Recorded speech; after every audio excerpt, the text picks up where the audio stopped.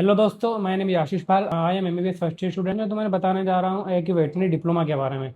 Veterinary diploma मतलब जो diploma जो लोग जिनका ट्वेल्थ में बायोलॉजी सब्जेक्ट था और पीसीबी था, और जो बेस्ट करियर ऑप्शन की जुगाड़ में आफ्टर ट्वेल्थ कि ट्वेल्थ के बाद कौन सा कोर्स करें, नीट की तैयारी करें, बीपीटी करें, बी फार्मा करें, बीएमएलटी करें, डीएमएलटी करें, तो कहीं ना कहीं बेस्ट करियर ऑप्शन तुम्हारा वेटनरी भी है। क्योंकि आजकल सरकार वेटनरी प्रोडक्ट जैसे दूध उत्पादन को बढ़ावा दे रही है। तो इसमें मतलब बहुत सारी योजनाएं भी आती है, जिसके ये योजनाओं का लाभ मतलब उन लोग वो लोग ले सकते हैं जो लोग जैसे कि वेटनरी डिप्लोमा करके बैठे हैं, जो लोग मतलब मैत्री करके बैठे हैं। तो उनको सरकार ना मतलब लोन के रूप में कुछ पेमेंट भी देती है कि आप ये 20-30 लाख रुपए लो और अपना सेटअप स्टार्ट कर सकते हो दूध प्रोडक्ट वाला। तो शुरू करते हैं आज वेटनरी वेटनरी डिप्लोमा के बारे में। जैसे कि वेटनरी डिप्लोमा की बात करें तो ये 2 साल का कोर्स होता है। 2 साल का कोर्स में इसमें 2 साल का डिप्लोमा करने के बाद आप आसानी से कहीं भी जॉब लगा सकते हैं। जैसे फर्स्ट जॉब लगती है तुम्हारी गवर्नमेंट जॉब। गवर्नमेंट जॉब के लिए आपको एक एग्जाम देना पड़ता है। उसके बाद आपकी गवर्नमेंट जॉब लगती है, उसमें 40 से 50 हज़ार पर मंथली ऐसा कमा सकते हैं। फिर दूसरा करियर ऑप्शन आता है अपना कि आप मतलब जैसे कि कहीं पे बड़ा फार्म खुला है, वहाँ फार्म में 500-600 इजीली गाय भैंस होती है।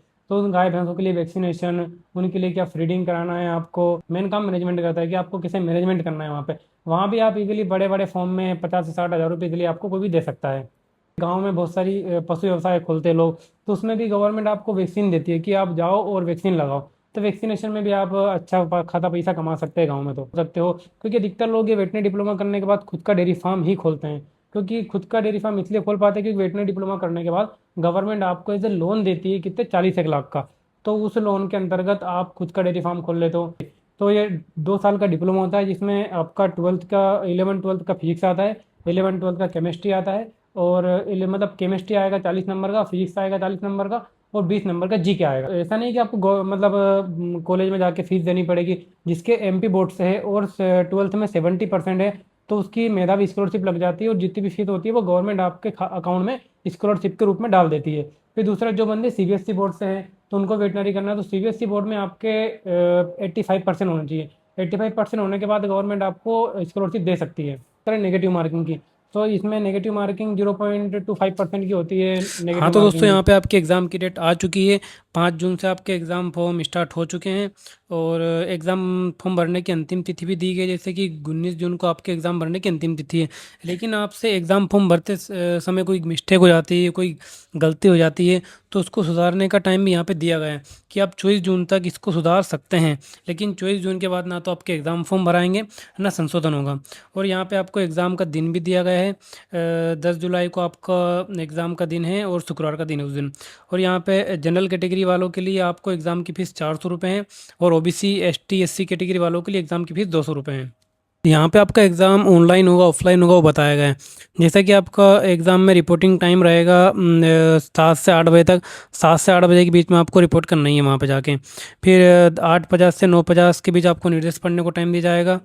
फिर आपका एग्ज़ाम एक ही दिन में 2 शिफ्ट में होगा, मतलब एक ही दिन में एग्ज़ाम होगा, लेकिन टाइमिंग अलग अलग रहेगी। पहली शिफ्ट की टाइमिंग रहेगी 9 बजे से 11 बजे तक, 2 घंटे रहेगी। और दूसरी शिफ्ट की टाइमिंग रहेगी 3 बजे से 5 बजे तक, इसकी भी टाइमिंग 2 घंटे रहेगी। मतलब 4 घंटे का टोटल एग्ज़ाम है, लेकिन 2 शिफ्ट में होगा।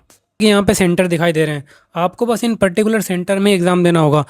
जब आप एग्ज़ाम फॉर्म फिल करेंगे तो आपको वहाँ पे सेंटर चूज़ करने का ऑप्शन दिया जाएगा कि आप अपनी चॉइस के अकॉर्डिंग सेंटर रख सकते हैं। जैसे कि आप पहले नंबर भोपाल डालते हैं और वहाँ पे ज़्यादा कैंडिडेट्स आ जाते हैं, फिर आप इंदौर भी शिफ्ट हो सकते हैं।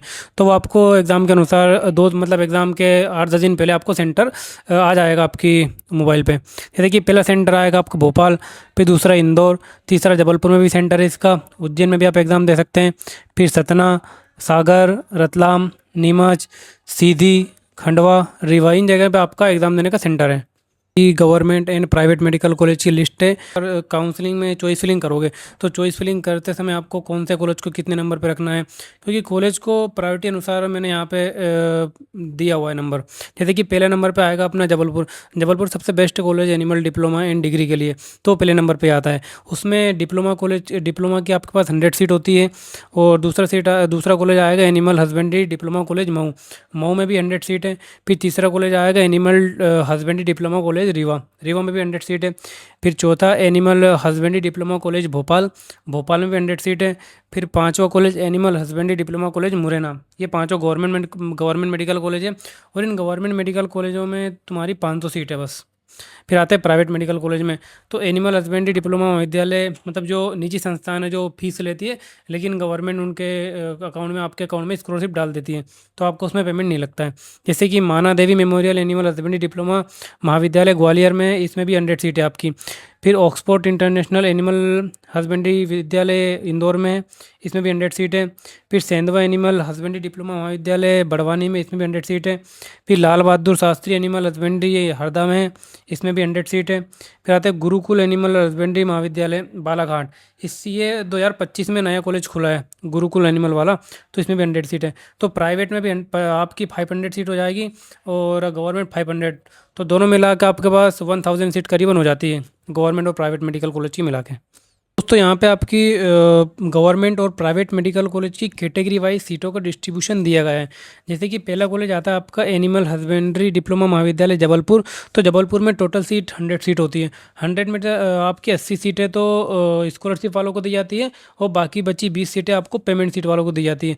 तो पेमेंट सीट वाले और स्कॉलरशिप वालों की दोनों की सीटों का डिस्ट्रीब्यूशन दिया गया है। जैसे फ्री सीट यहाँ पे दे रखी है, इस कैटेगरी को इतनी सीटें मिल जाएगी, जैसे कि अनारक्षित को कितनी मिलेगी, एसटी को कितनी मिलेगी, ईडब्ल्यूएस कैटेगरी को कितनी मिलेगी। फिर पेमेंट सीट भी दी गई है, जैसे कि आप पेमेंट सीट देख सकते हो कि इस कैटेगरी को पेमेंट सीट में कितने सीटें डिस्ट्रीब्यूट की जाएगी। फिर दूसरा कॉलेज आता है animal husbandry diploma college Mhow, तो महू में भी आपकी 100 सीट होती है। 100 में से आपकी 80 सीट तो वही स्कॉलरशिप वाली और 20 सीट आपकी पेमेंट सीट हो जाएगी। ये animal husbandry diploma college Rewa, Rewa में भी आपकी 80 सीट तो स्कॉलरशिप वाली, 20 सीट आपकी पेमेंट वाली। और यहाँ पे कैटेगरी वाइज डिस्ट्रीब्यूशन दिया गया, जैसे कि आप देख सकते हैं। फिर animal husbandry diploma college Morena, Morena में भी 80 सीट आपकी स्कॉलरशिप वालों को दी जाएगी, 20 सीट पेमेंट सीट है। Animal husbandry diploma college Bhopal, Bhopal में भी आपकी 80 सीट स्कॉलरशिप वालों को है और 20 सीट आपकी कैटेगरी वालों, तो टोटल सीट मिला के आपकी 500 सीटें यहाँ पर हो जाती है।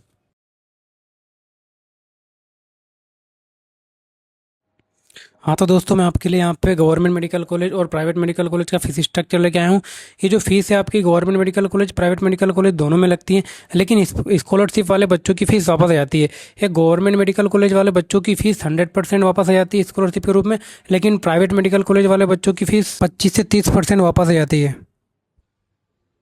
कर देंगे। तो यहाँ पे प्रथम वर्ष की मतलब जब आपके 2 साल का वेटनरी डिप्लोमा होते हैं, 2 साल में आपके 4 बार एग्जाम होते हैं। तो एक तो प्रथम वर्ष में 2 बार एग्जाम होंगे और द्वितीय वर्ष में 2 बार एग्जाम होंगे। तो प्रथम वर्ष का जब फर्स्ट सेशनल आता है, तो सेशनल 1 की फ़ीस आपकी प्राइवेट और गवर्नमेंट मेडिकल दोनों की सेम होती है। तो प्राइवेट गवर्नमेंट दोनों कॉलेज में आपकी 55,650 लगेगी स्कॉलरशिप वालों की, जिसने फ्री सीट ली है, और जो पेमेंट सीट वालों की 75,640 रुपये लगेंगे। लेकिन जब प्रथम वर्ष का सेकंड सेशनल आएगा तो उसमें आपकी 45,750 लगेगी स्कॉलरशिप वाले बच्चों की, ये वापस आ जाएगी। लेकिन पेमेंट सीट वालों की 65,750 लगेगी, जो वापस नहीं आएगी। अब सेकंड ईयर में चले जाओगे आप, तो सेकंड ईयर में आपकी फर्स्ट सेशनल की फ़ीस आएगी 45,750 रुपये, और सेकंड ईयर की ये पेमेंट सीट वालों की आएगी 65,750 रुपये। अब सेकंड ईयर का आपका सेशनल 2 होगा, तो सेशनल 2 में 45,750 आपकी फ्री सीट वालों की रहेगी और 65,750 आपकी पेमेंट सीट वालों की रहेगी। ये आपका टोटल अमाउंट हो सकता है 2 साल का। हाँ तो यहाँ मैं तुम्हें गवर्नमेंट मेडिकल कॉलेज और प्राइवेट मेडिकल कॉलेज दोनों कॉलेज का कट ऑफ बताने जा रहा हूँ। तो यहाँ पे गवर्नमेंट मेडिकल कॉलेज का 2025 का कट ऑफ है। जैसे 100 नंबर का पेपर आया था, तो 100 नंबर के पेपर में जनरल के बॉयज़ को 42 नंबर पे सीट अलॉट हुई थी। ये फर्स्ट राउंड का कट ऑफ है, लेकिन सेकंड राउंड और थर्ड राउंड में कट ऑफ कम जाता है। एग्जैक्टली थर्ड राउंड में पिछली बार 20 से 25 नंबर पे सीट अलॉट हो गई थी प्राइवेट कॉलेज की। जैसे जनरल कैटेगरी की गर्ल्स की बात करो तो 30 नंबर पे सीट अलॉट हुई थी, और ओबीसी बॉयज़ की बात करें तो 40 नंबर पे, और ओबीसी गर्ल्स को 41 पे, एससी बॉयज़ को 42 पे, एससी गर्ल्स को 43 पे, एसटी बॉयज़ को 40 नंबर पे, एसटी गर्ल्स को 41 पे सीट अलॉट हुई थी। ये कट ऑफ है 2025 का। अब बात करें प्राइवेट मेडिकल कॉलेज की, तो प्राइवेट मेडिकल कॉलेज के जनरल बॉयज़ का गया था 38 और जनरल गर्ल्स का गया था 30, ओबीसी बॉयज़ का गया था 38, ओबीसी गर्ल्स का 35, एससी का बॉयज़ और गर्ल्स का सेम ही है, लेकिन एसटी का ओनली 1 नंबर का डिफरेंस है। हाँ तो और ऐसी इन्फॉर्मेशन देखने के लिए चैनल को सब्सक्राइब करें, वीडियो को लाइक करें। थैंक